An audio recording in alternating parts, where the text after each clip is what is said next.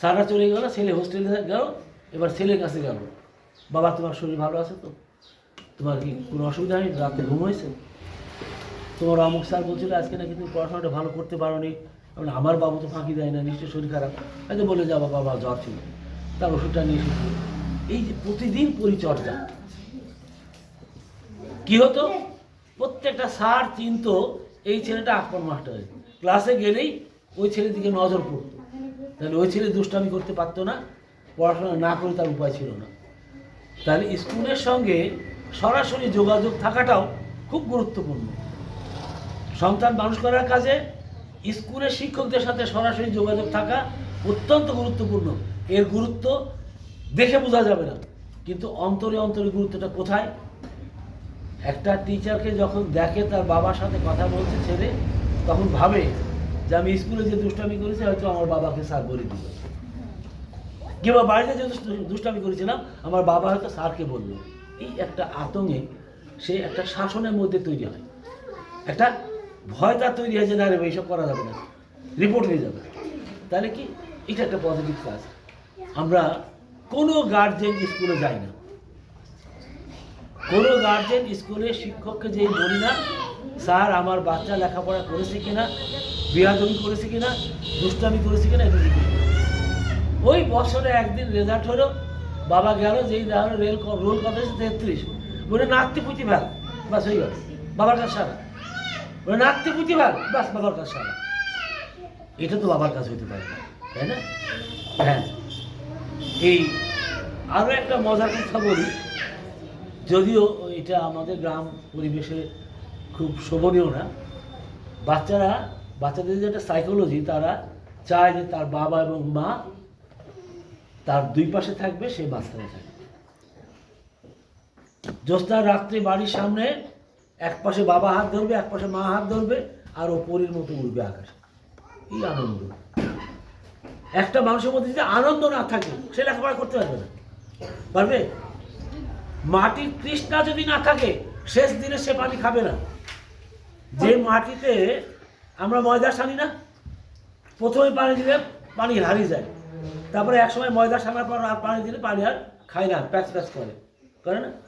তাহলে কি ওই প্যাচ প্যাচ করার আগ পর্যন্ত ওই ময়দা তৃষ্ণা ছিল পানি খাওয়ার, যখন পানি ভর্তি হয়ে গেল ও আর পানি খেলো না, তৃষ্ণা শেষ, বসবো। তো বাচ্চাদের তৃষ্ণা আছে, তৃষ্ণাগুলো কি বুঝতে হবে। প্রতিদিন একটা বাচ্চা চায় বাবার কাঁধে চড়ি ঘুরবে, বাবার কোলে উঠবে, কিন্তু বাবা ওই সকালবেলায় গেছে আর ঘুমি থাকতে গেছে, আর ঘুমানোর পর আসলো। একটা দিনও তার স্বপ্নটা পূরণ হলো না যে আজকে একটু বাবার সাথে গল্প করবো, বাবার কোলে চড়বো, কি বাবা আর মা আমার হাত ধরে একটু রাস্তার সামনে হাঁটবে, একটা দিনও পূরণ হয়নি। আমরা কি এগুলো দেখতে পাই? এই যে তার যে কষ্টটা আমরা কি দেখতে পাই? প্রতিদিন তার স্বপ্ন জাগে, প্রতিদিন তার স্বপ্ন শেষ হয়ে যায়। এটা খুব গুরুত্বপূর্ণ। একটা বাচ্চাকে সুস্থভাবে মানুষ করতে হলে খুবই গুরুত্বপূর্ণ। একটা বাচ্চা শুধু লেখাপড়া করে মানুষ হবে না, তার মধ্যে নানামুখী চাহিদা আছে। সে ছুটতে চায়, খেলাধুলা করতে চায়, লাফাতে চায়, মারামারি করতে চায়, করতে দিতে হবে। আমরা মারামারি করে হাত পা ভেঙে গেছে, তা আমাদের ঠেকাতে পারি না, আমরা মারামারি করেছি, কিন্তু আমরা মানুষ হইনি। হ্যাঁ, আমরা দৌড়াদৌড়ি করেছি, ফুটবল খেলেছি, এখন মায়েরা শুধু বলে কোথায় যাসনি, ঘরে থাক, ঘরে থাক। এভাবে তার ছেলে মানুষ হবে। মানুষ হওয়ার জন্যে তার জীবনের চতুর্পাশে অলিগলি যেগুলো আছে এগুলো তাকে ঘুরে ঘুরে দেখাতে হবে। আমরা হাটে গেলে ছোটোবেলায় বাবার সাথে হাটে যেতাম, এদিকে সবজি বিক্রি করে, ওইদিকে পান সুপারি বিক্রি করে, ওখানে মাছ বিক্রি করে, এখানে লাউ বিক্রি করে, বিভিন্ন গলিতে বিভিন্ন ইয়ে ছিল। এই হাটে গলির মতো জীবনের আশেপাশে অনেকগুলো গলি আছে, এই গলিগুলো ছেলেকে ঘুরি ঘুরি দেখাতে হবে। এই গলির মধ্যে খেলাধুলা আছে, এই গলির মধ্যে ছোটাছুটি আছে, মারামারি আছে, এই গলির মধ্যে ছবি আঁকা আছে, এই গলির মধ্যে কবিতা পড়া আছে, এই গলির মধ্যে গান করা আছে। এই সব করে তাই তার মনটা ফ্রেশ হয়, যখন পড়তে বসে খুব তাড়াতাড়ি লেখাপড়া হয়। আমার ছোট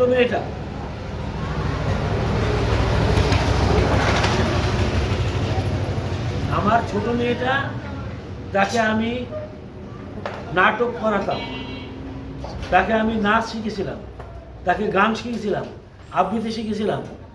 এমন জিনিস নাই যা তাকে শিখাইনি।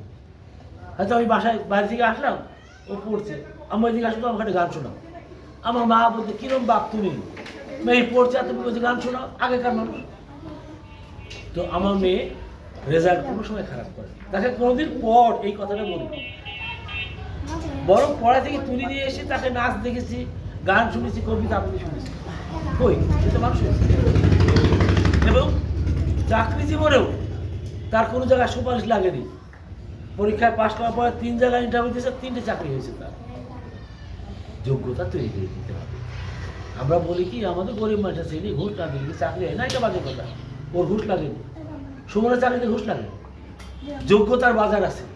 সুতরাং এখন থেকে ছেলেকে যোগ্য করে তৈরি করতে হবে। এই জায়গাতে আমার অভিভাবকদের কাছে আমার অনুরোধ থাকবে। আর মনে যে কাজটা করছে এটা টাকার মানে কোনো গুরুত্ব নাই, কিন্তু ওই যে ছেলে বাবা মার কোলে চড়তে চায়, বাবা মার সাথে একসাথে আড্ডা দিতে চায়, এটা যেরকম গুরুত্বপূর্ণ এটা ওই রকমই গুরুত্বপূর্ণ। একটা ছেলের মনোজগৎটা সুন্দর করার জন্য ওটা খুব দরকার, এটাও ওরকমই দরকার। ওই যে বললাম যে ছুটতে চায়, হাঁটতে চায়, মারামারি করতে চায়, কবিতা পড়তে চায়, ছবি আঁকতে চায়, গান করতে চায়, এগুলো করতে দিতে হবে। তো এখন আমাদের সমাজে সবচেয়ে গুরুত্বপূর্ণ টাকা পয়সা। সে লুটপাট করুক আর ডাকাতি করে নিয়ে আসুক, টাকার মানুষের জন্য আমরা চিয়ানি দৌড় বেড়াই, বেড়াই না? সমাজে যে চোর, চোরের সম্মান বেশি, কারণ চুরি করে টাকা নিয়ে সে আমাকে দেয়। আমাকে এক রিক্সাওয়ালা বলছে, স্যার আপনি ডাকেন অমুকও ডাকে, তা আপনাকে ফেলতে পারেনি, আপনি স্যার হন, কিন্তু আপনাকে তুলে আমাদের মনে কষ্ট লাগে। কেন? আপনি গেলে 5 টাকা ভাড়া দেবেন আর ও গেলে 20 টাকা দেয়।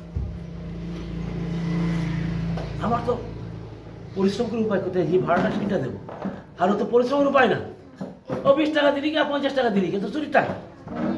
তাহলে ওই ভ্যানওয়ালা ওকেই সম্মান করছে বেশি। আমার সমাজে সম্মানী লোকে সম্মান করতে শিখতে হবে। আমার খুব ভালো লেগেছে যে এইখানে সুমনকে অতিথি করেছে এই গ্রামের সন্তান, কিন্তু সে একজন সম্মানী ছিলেন।